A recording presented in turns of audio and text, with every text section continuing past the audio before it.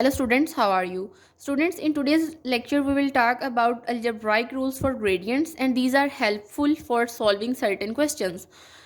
And the rules are these one. First of all is constant multiple rule. For example, you are given a function and a constant is multiplied with that function. And if you apply the gradient on that function, then you can plug out the constant as common, and then you can apply the gradient on your function. And k can be any number, okay? The second is the sum rule. It says that if you are given the sum of two functions and you need to take its gradient, then you can split the gradient on both of these functions, and if you sum these two, then you will get the answer same as the previous one, like when you are given the sum of these two and you apply the gradient, okay? The third rule says that difference rule means if you are given the difference of two functions, then you can take the gradient of these functions separately and it will give the same answer. And the product rule is just like the differentiation rule for the like when you find the derivative of two functions that are multiplied with each other, then you take the gradient of first function, second function as it is, plus the gradient of second first function as it is, okay? Means the derivative, okay? And in the similar way, if you need to take the gradient of two functions that are multiplied with each other, then first function as it is, gradient of second function plus second function as it is, and gradient of first function. And in the similar way, the fifth one is quotient rule.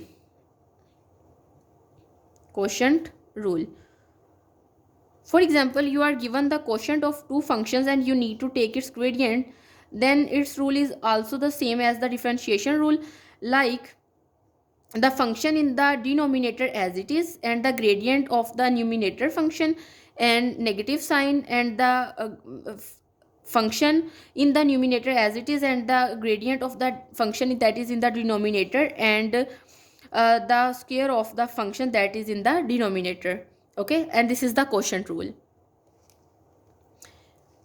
And these are the same as the single variable derivative. These rules are the same as the single variable derivatives, okay? Now students, let's see some examples. Like, suppose you are given two functions. The first function is f of xy is equals to x minus y, and your second function is g of xy is equals to 3y. And definitely if you find the gradient of f, then it would become equals to I vector minus j vector, because first of all you need to take the partial derivative with respect to x, and when you will take the partial derivative of with respect to x, then you will get 1 and the direction would be I. And secondly, when you take the partial derivative with respect to y, then you will get this one, okay? In the similar way, if you take the gradient with respect to g, then definitely there is no x variable here, so there will be no I component, so you are left with 3j vector, okay? These are the gradients of these two. Now suppose you are asked to find the gradient of 2f. Now students, if you can see from the first rule that if you need to find the gradient of a function that is multiplied with constant, then you can take the constant out and then you can apply the gradient of your function, okay? And now here you can write your equation number 1. You can use equation number 1 here, then it will become equal to I vector minus j vector, because as you know, this is the value of the gradient f.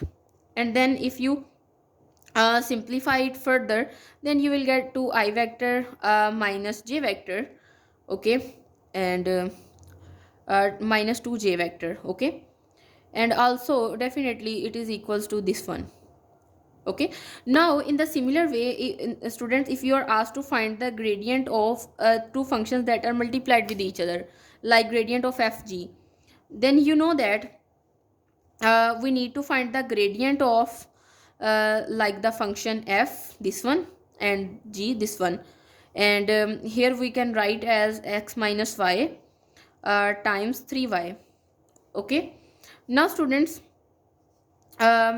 you can also use your formula, but I just want to show you that if I take the left hand side of this formula, then I can get the right hand side. For example, if I multiply the terms that is inside the parentheses, then I will get 3xy minus 3y square, okay? And if I apply here the difference rule, then I will get gradient of 3xy minus gradient of 3y square.